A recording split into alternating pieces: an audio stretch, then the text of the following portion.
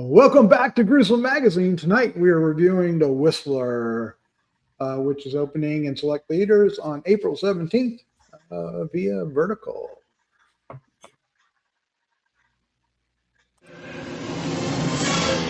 Gruesome Magazine. And everything delays. All right, well, we're just going to run with it now. Joining me tonight is Paul Cardullo. Paul, how are you doing, sir? Oh, no.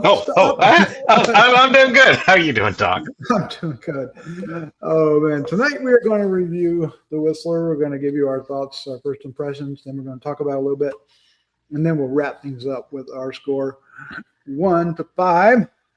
And then, we're just heading out with that. All right. But before we get into it, we'd like to remind you to like and subscribe. Would do us a great deal of help. Yeah, that's what it was. All right. Let's do this. The Whistler. Reeling from their daughter's loss, Nicole and Sebastian come into possession of a secluded Venezuelan farm, unaware of the dark forces they're about to face.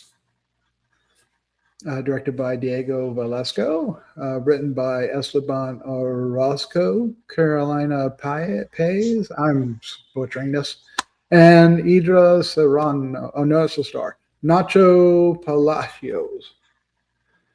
I apologize to all of you. It stars Diane Guerrero, Juan Pablo Raba, and Hadira Serrano. I think.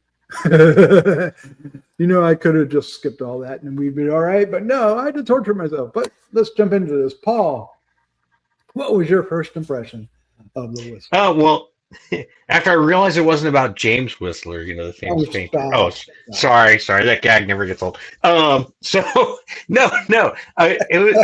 first I was really intrigued because it's neat because it's based on, it involves an actual cult that is apparently very popular in Venezuela. And I'm not sure if the Whistler aspect is actually part of it. I don't think it is. I think that's something they kind of made up for it. But the religious practices are something really common. So it was really kind of neat to see. I was looking forward to that. That was kind of neat. Ultimately, there's some really good creepy stuff. There were parts that I wish worked better than they did, but overall kind of enjoyed it. So that's my quick and dirty capsule. Yeah, I'm not too far from you. Not too far from you. There was a lot going for it. I like the idea behind it. I like the locations quite a bit. Oh yeah. And but I wanted the scares to have a little bit more impact and urgency to them. I felt a little lacking, but it had much more going for it than it delivered, I think is an interesting way to put it. Yeah. That doesn't mean I disliked it. I actually enjoyed and my time with it. I just was left with a feeling of,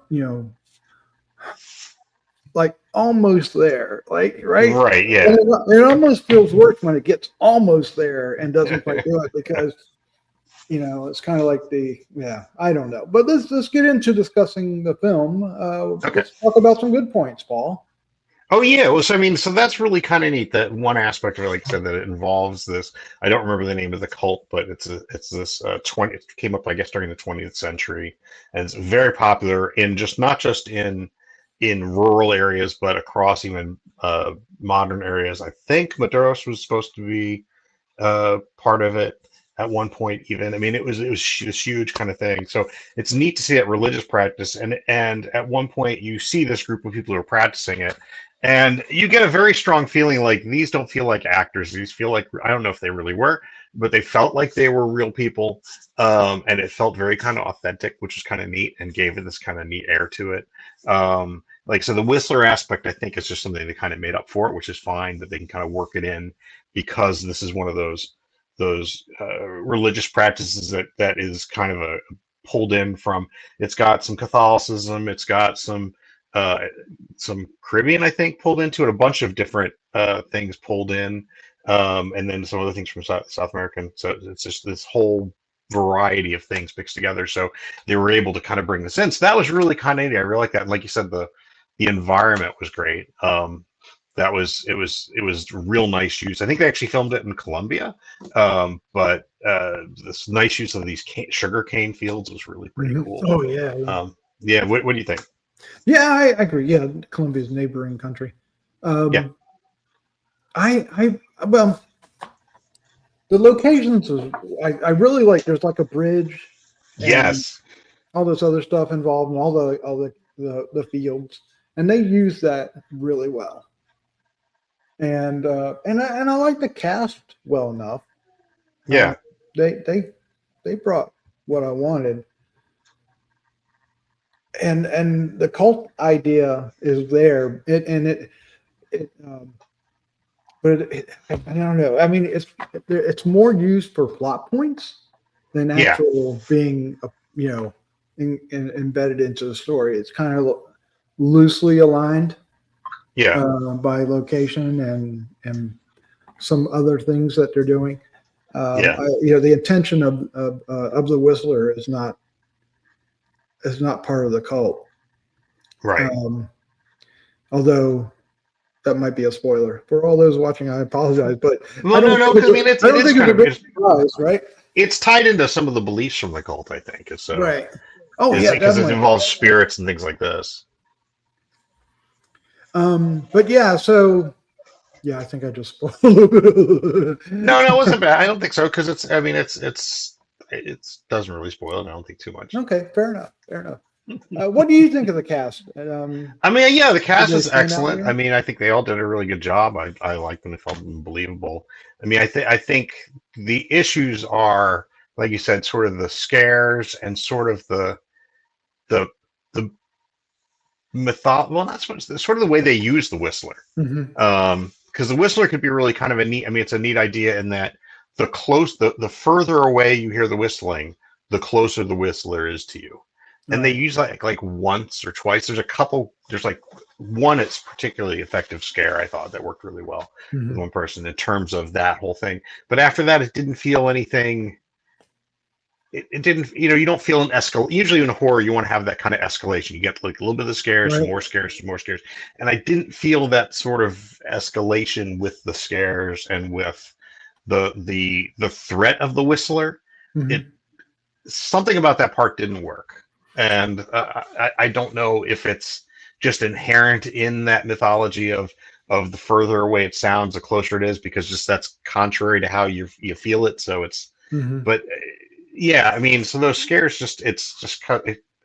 it almost felt like the Whistler was sort of secondary. Yeah, I mean, and you're not wrong, because there are parallels that go on with our opposing characters, the family and the cult. And it has to do with like this one in the cult, the mother's disappeared and they're worried about her, and there's loss there. Yeah.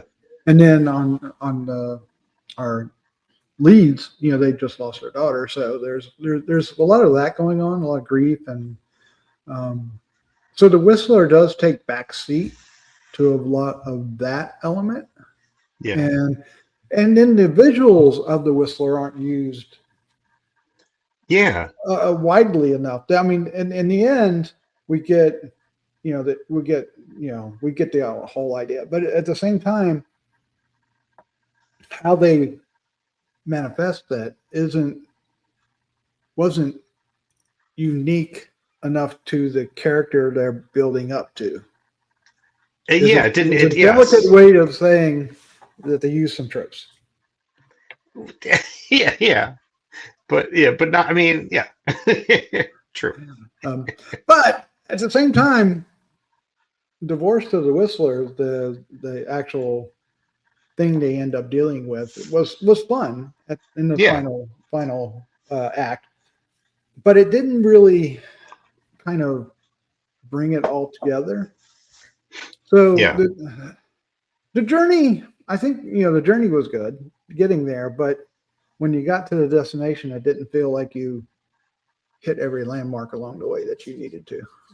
Right. Yeah. It's sort of exactly. One other little thing that kind of just I was hoping for, maybe it's just, it's one of those things where you're writing the movie in your head and you're not the person making the movie. They let the people make their movie, but there sets up a point where there should be. It feels like there should either be a a class conflict or some commentary on that, because you Yes. have the squatters and you have the landowners, and you feel like there should be some sort of.